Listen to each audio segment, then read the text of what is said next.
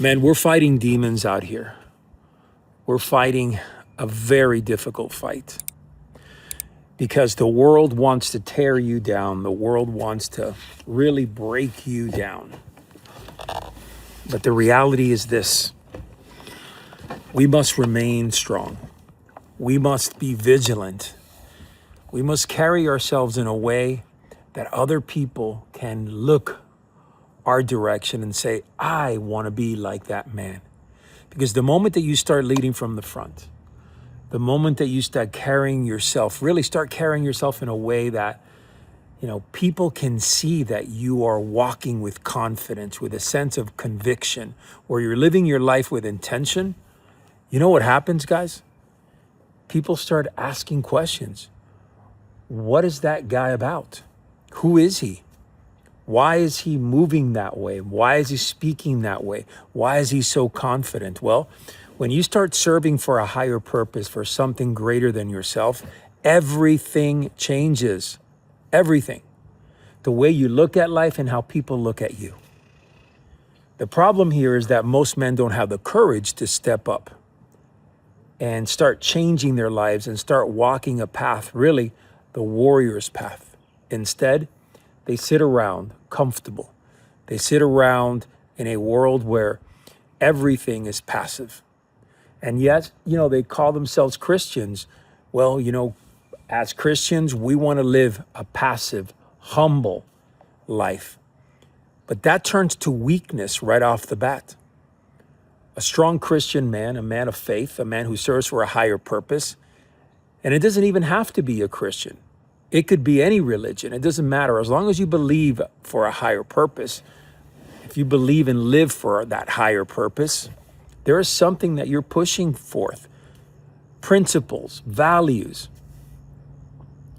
It's very, very powerful. As a Christian man myself, I strive to be as godlike as possible. But it doesn't mean weak. Sometimes you have to be direct. You have to hurt some feelings along the way, not intentionally, but because of the words that you say, because of the actions that you take, may be given in a way that is not accepted by the person in the way that you intended it to be. But it's still the truth. It's still the right thing to do. You want to love, you want to care about people. It doesn't mean you're soft and compassionate all the time. It means that you're a man who will bring the news in a way that people can understand it at one point or another. It doesn't have to be right then and there. As a matter of fact, I go back in time and my martial arts instructor, my sifus and my senseis, some of their messages were very difficult and I didn't understand them at that point. They were so far ahead of me. But guess what happened? Listen to me. Eventually, as I started to grow, as I started to move in the right direction, wow, now I started understanding the message. And I started to get what they were saying. Do you think Jesus' message to his apostles was something that was extremely absorbable in the sense that they could understand every word he was saying? No. He spoke in parables. He spoke in ways that many didn't understand until later. They didn't get it. So where I'm going with this is the power of being a man is not just about the words you say. It doesn't come from just the things that you do or what you believe in. It's really how you live your life as a whole. It's really how you treat others, how you get and step up to certain levels in your life, right? Some people look at your life and how did you get there? You worked hard, you put in the time, you believed in it. That's part of your life. That's part of your story. And when you get to a level of experience in your life, you have earned the right to talk. You have earned the right to say things and for people to hear you and to follow your message. Because you're speaking from not just experience now, but you're speaking from the heart, truly. And I love the fact that so many men out there are really living their lives in a positive manner. I love the fact that so many men out there are really stepping up to get to another level in their games. And that's great. But in the end, it goes like this. You either have it or you don't. You either want it or you don't. And no one's going to come saving you. No one's going to come wanting things more than you. So if you want to be the man that steps into this room and people look at him and say, that guy is something special. And when you speak, people around you immediately want to listen to your words. If you want to be that guy, because ultimately you're going to be a mentor.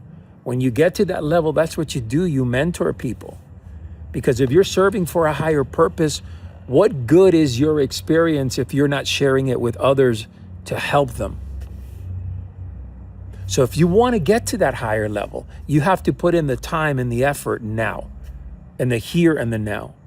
And the more you do it, the more often you push yourself, the greater the experience, the greater the lift, the stronger your courage, your conviction, and your confidence.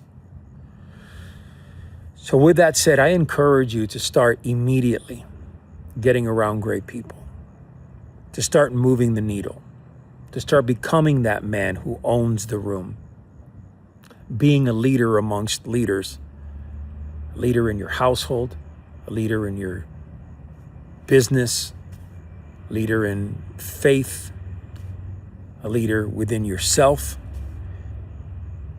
And don't ever lose sight of why you're doing it.